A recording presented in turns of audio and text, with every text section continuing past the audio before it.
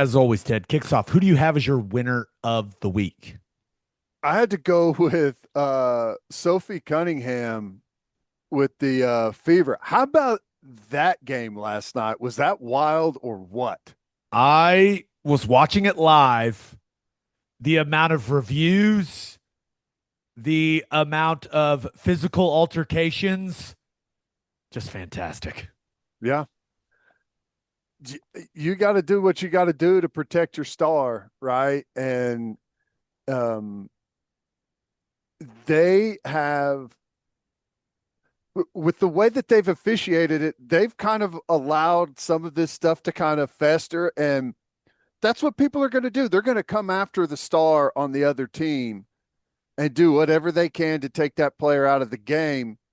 Um, and they're going to take it all the way up to the line before people start getting tossed. And, it to some degree, you could say it's spun out of control, but it makes for riveting television right now for sure. And Sophie Cunningham said enough and just went ahead and tossed the girl to the floor, went for the, you know, grab the back of the neck, pull her in, do something. Is that what she kept saying over and over? Do something. She showed some. I think some people probably didn't think Sophie Cunningham had that in the bag. That was impressive.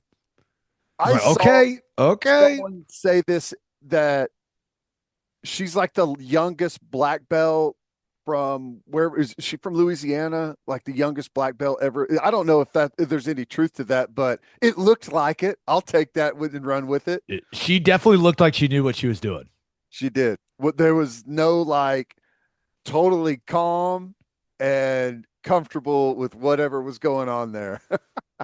Yeah, it was kind of hard to figure out why she got ejected and Mabry, when she body checked Caitlin Clark to the floor, didn't get ejected. That was a little interesting. Yeah. It,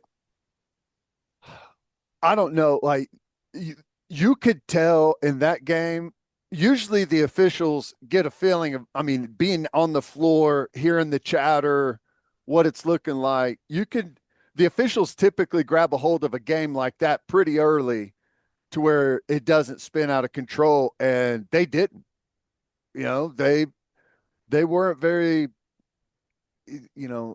some of the hard fouls and different stuff. They just, if there's not severe consequences to it, people are going to keep doing it. Yeah,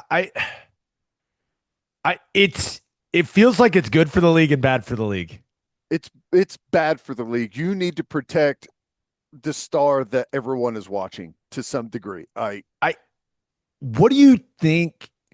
And I get that these women are in the WNBA. They're extremely competitive.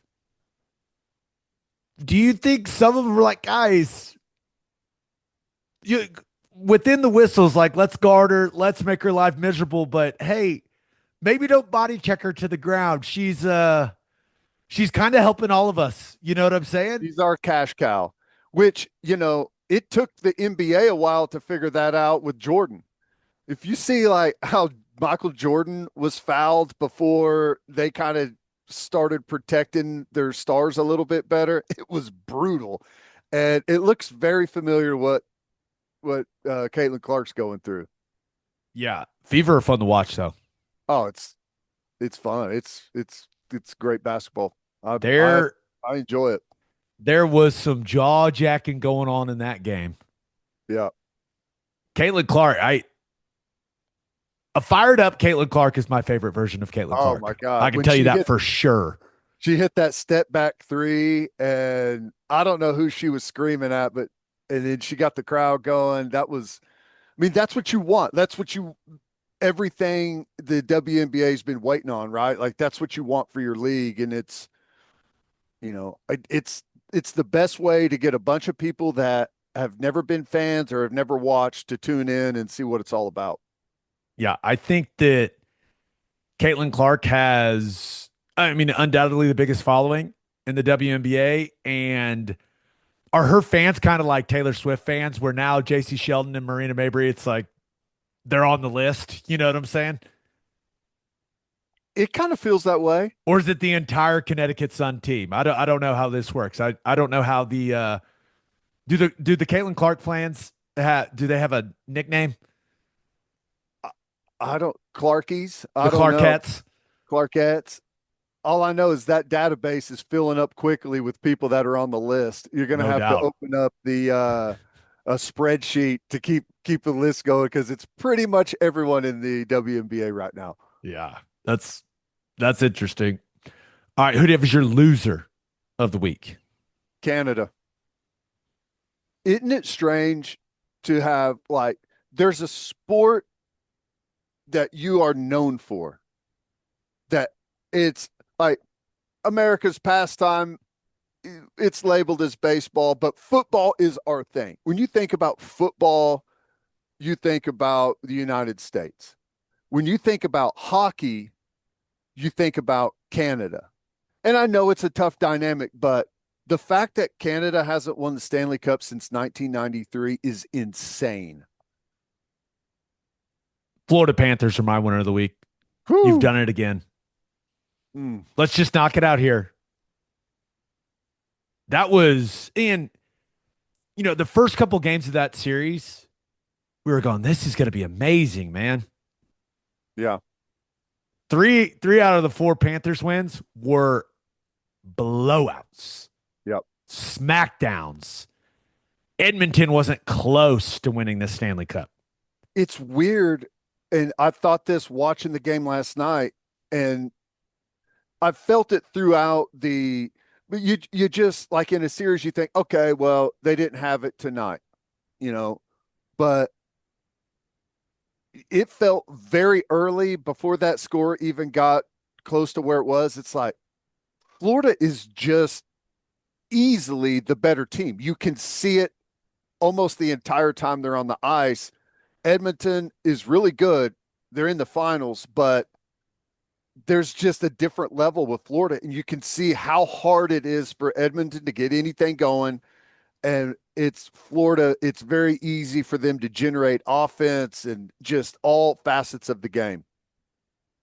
It is I am not overly familiar with hockey history, but Sam Reinhart scoring 4 goals in the game to clinch the cup has to be way up there on all-time performances, right?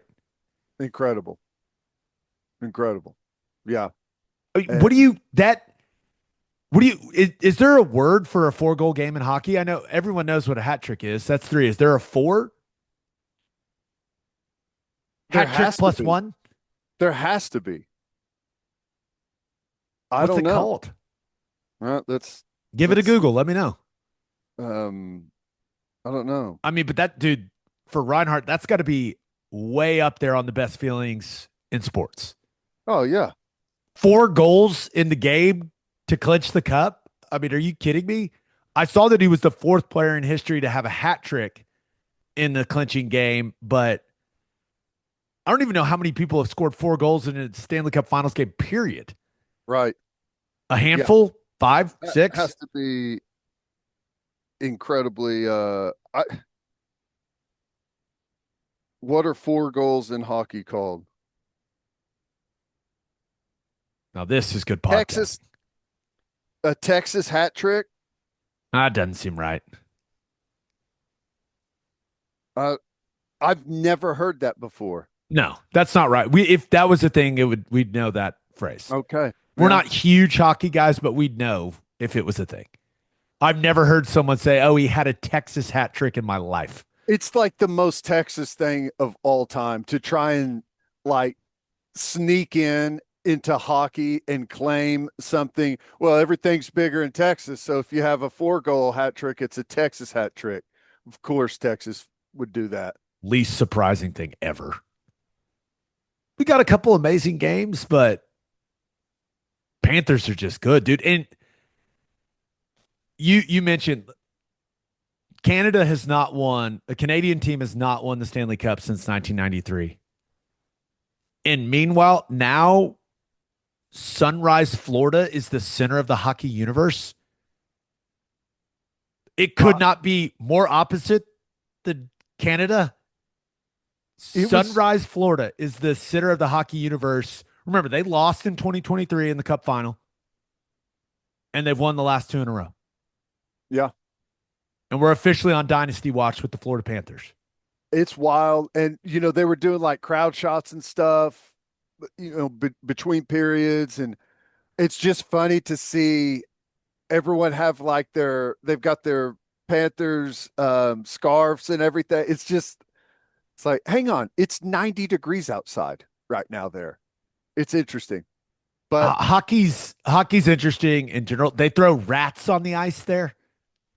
they're the rat arena then, huh? Yeah, and then they're the Panthers, but a lot of they go by cats. Like there's just a lot of nuances to Florida Panthers hockey. But yeah, it Canada not winning one since '93 has to be incredibly frustrating for Canadians in general. But the fact that the state of Florida has become the dominant location for hockey has to make it even worse because remember, that's three cup finals in a row for the Panthers. I'm pretty sure Tampa Bay went to the three before that. Yeah, Tampa Bay is. I'm looking at the standings. Tampa Bay finished ahead of the Panthers in the standings in the Eastern Conference. Yeah, so it's the state of Florida is currently the dominant location for hockey.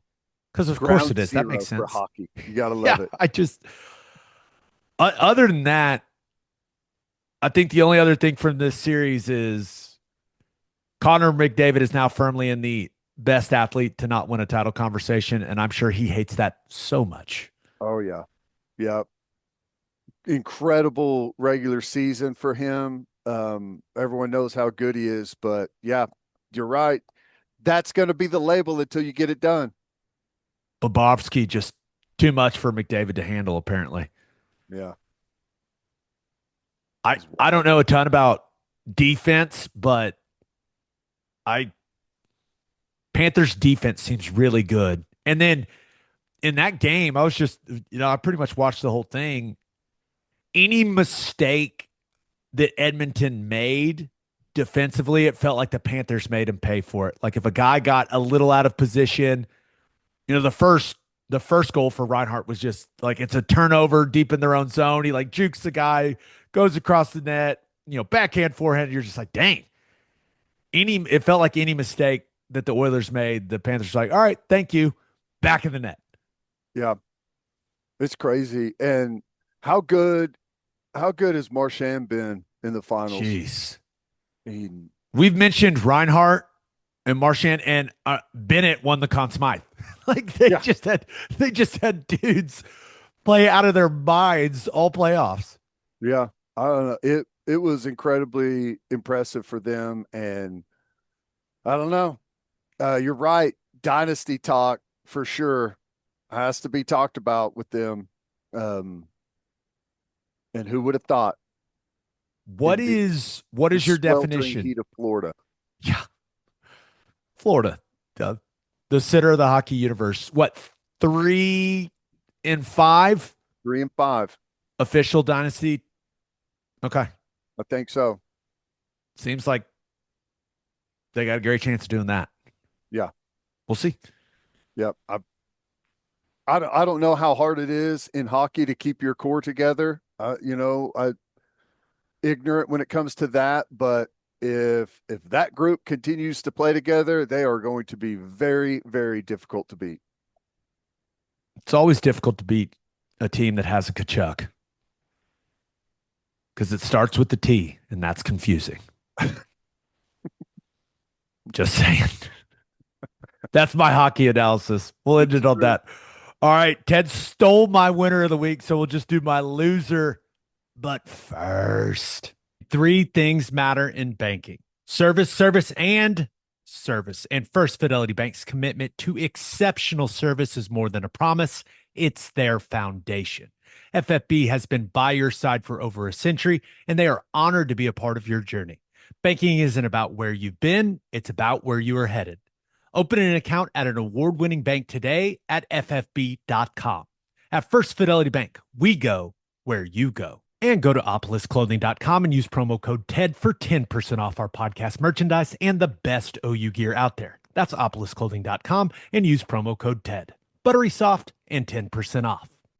All right, for my loser of the week, the 16-team college football playoff. We've got a CFP managers meeting going on in Asheville, North Carolina. So that's the 10 FBS commissioners and then the Notre Dame AD. And our buddy Brett McMurphy with some interesting reporting from some sources that told him, quote, conference commissioners have decided to start over on determining 2026 college football playoff format. He also added, the SEC wants more value given to strength of schedule metrics, something CFP executives discussed in today's meetings. However, a source cautioned, even if strength of schedule is supposed to carry more weight with committee, it still boils down to their opinions on who they think are the best teams. Deadline for finalizing 2026 CFP format is December 1st. We knew it wasn't going to be easy. You can't get these people to agree on anything. You can't. And it's understandably whenever you've got so many different, everyone's trying to carve out a win for their conference or their group. It's so hard to get, because there's such a difference between what would be good for this group compared to what would be good for this group. And I mean, it's understandable that it's hard to hammer out anything to make everyone happy. And, you know, the best teams are clearly in the Big Ten and the SEC. But the way it boils down, you don't have the most voices. So it's going to be fascinating to see how this thing plays out. And how much do the networks have a voice in what decisions being made here? I would assume ESPN has a significant voice, right? When you have billions that you're paying out, I would almost say that they should be able to pick the format, just say, here's what it is. Here's what we're going to pay you guys. And here's the format. Go play and have fun. We'll see who the best team is. You would assume that since the SEC's sole broadcast partner is ESPN, that Sankey knows what ESPN wants. Mm-hmm. I feel like that's a safe assumption. I would think, yeah. So I assume that ESPN has made it very clear what they would prefer. I do think I saw Ross Dellinger put out that Rich Clark, who's the CFP director, and his staff, like they've been studying ways to factor in team strength of schedule more to like it has more weight in the formula. Like they've used outside mathematicians to try to figure it out. So that feels like that is them trying to make the SEC happy. But I don't know. This feels like a mess. It just feels like a mess. It is a mess. It is a mess. The easiest thing to me, and you may end up with this, is like the BCS formula or some version of that picks the 16 best teams in order, and that's who you go with. At some point, don't you kind of have to do that whenever there's so much. It's just incredibly hard. There's such a wide range of who plays who, and how do you factor in how good this team actually is? That's 11-1 compared to this team that's 9-3, and they didn't play. Like, how do you? What's the best way to weight that out? And I don't know that you're never going to make everyone happy, especially when there's a human element, because whether there's bias there or not, there's always going to be a perceived bias against somebody, you know? So if you just lay out, here's the formula, we all agree on the formula, 16 best in the formula get in. I mean, to me, that's almost the way that you have to do it. Oh, we know that these people there's nothing that leaders in college athletics like to do more than give up power. We know that. Oh, yeah. I'm sure they say, yeah, yeah, let the formula decide. I don't like my free trips to the Gaylord, No, my buffets.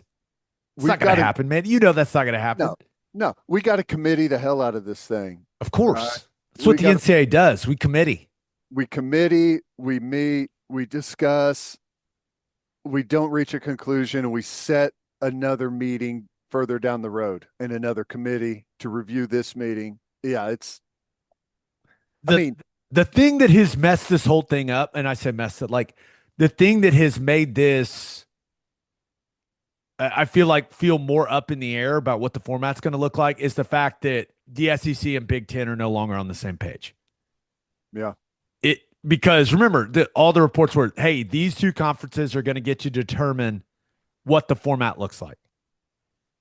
And we thought it was the 4-4-2-2 1+3 model. And then the SEC decided, no.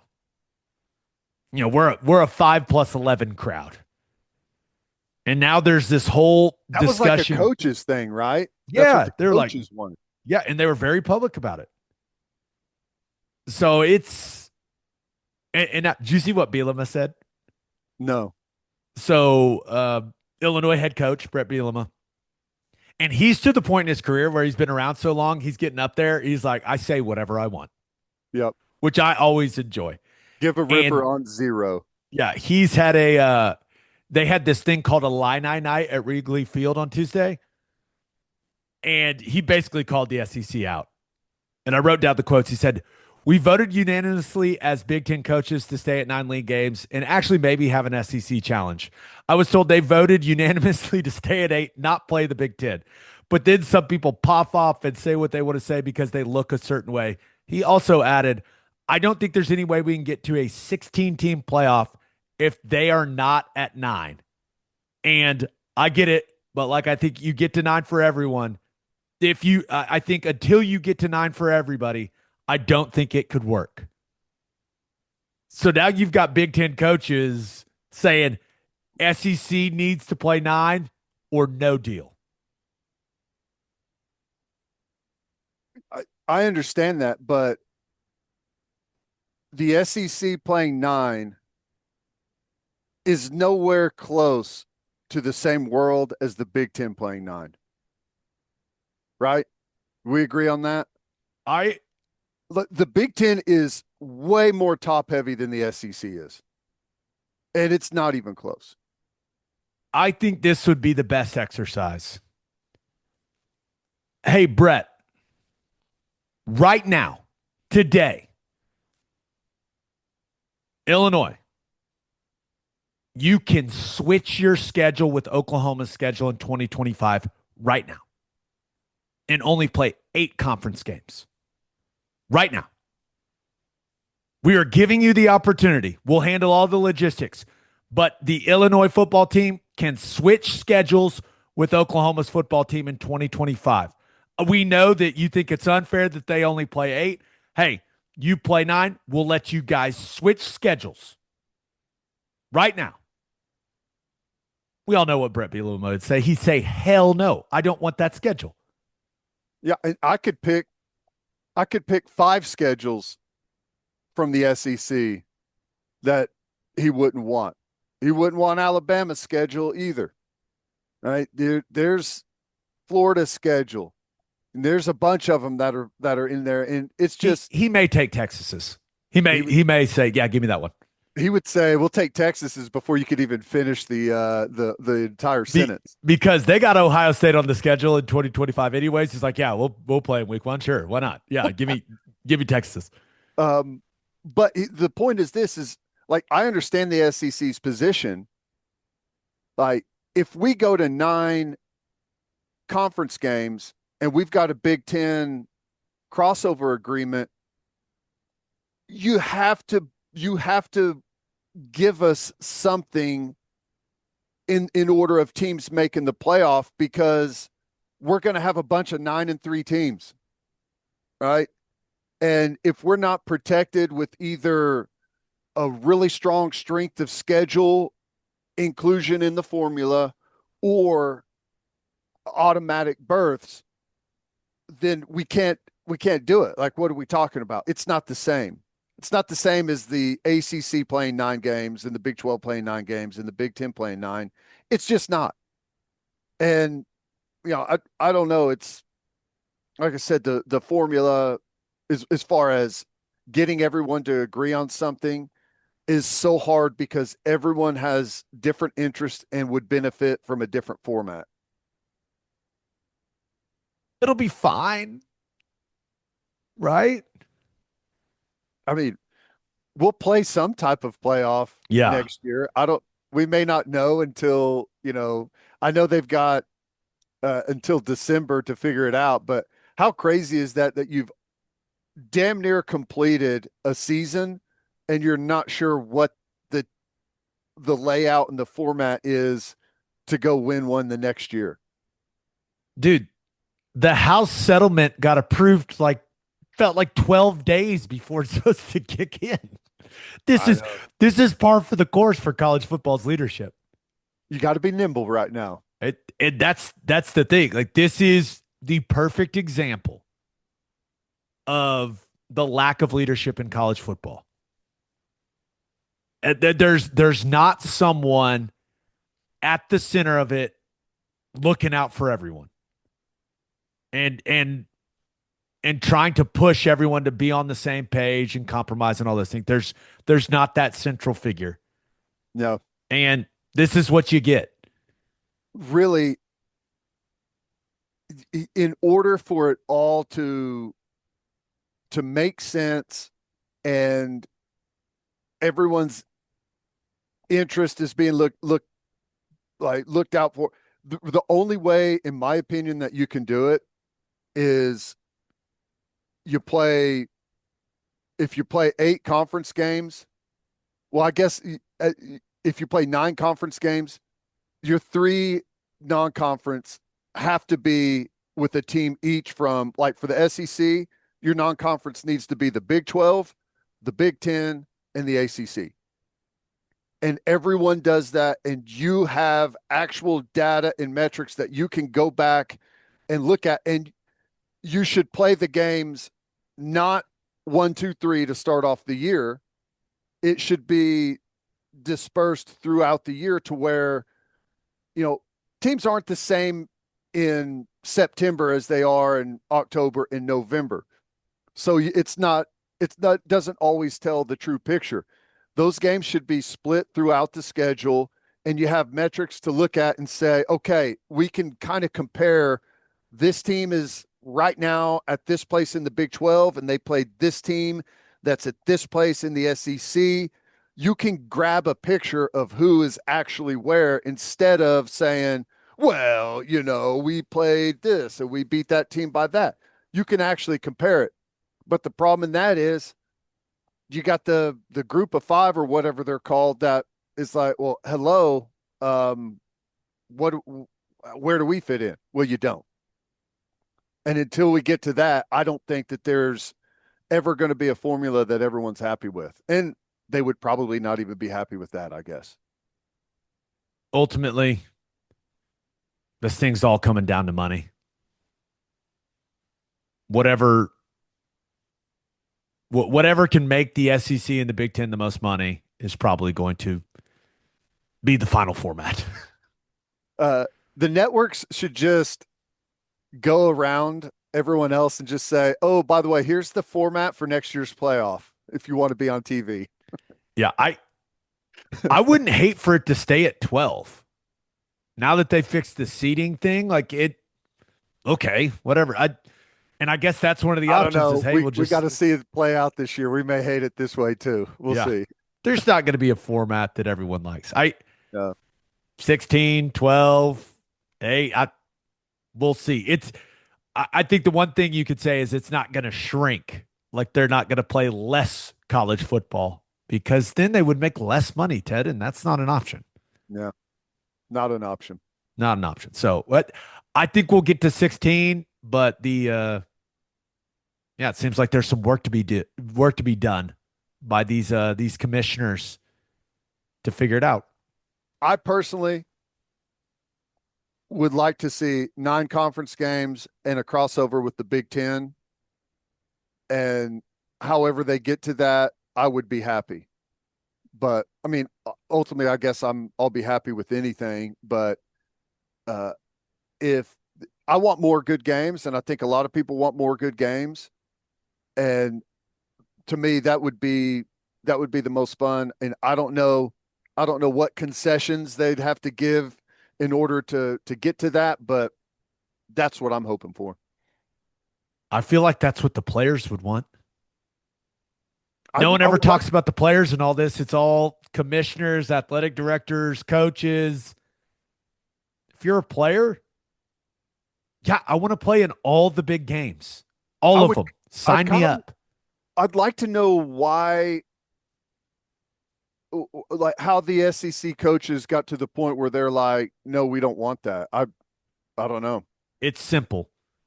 Another conference game is another opportunity to lose a game and another opportunity to lose a game, which leads to you losing your job. Yeah, It's that simple, I think. yeah, Like, I'd rather play a cupcake game than play another SEC game because I like making millions of dollars coaching football and I don't want to lose my job. I think it's that simple. yeah.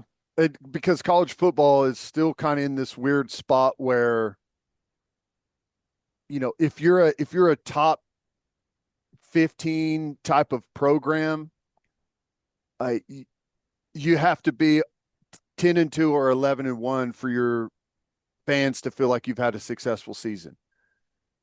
And that metric is getting more and more difficult to live up to for everyone. I think that perception is going to change. It needs to, or else they won't. Coaches will never agree to something like we're discussing. Yeah. There's going to be and I think it's going to mainly be with like a fan base. You have to start viewing college football more through an NFL lens. Mm-hmm.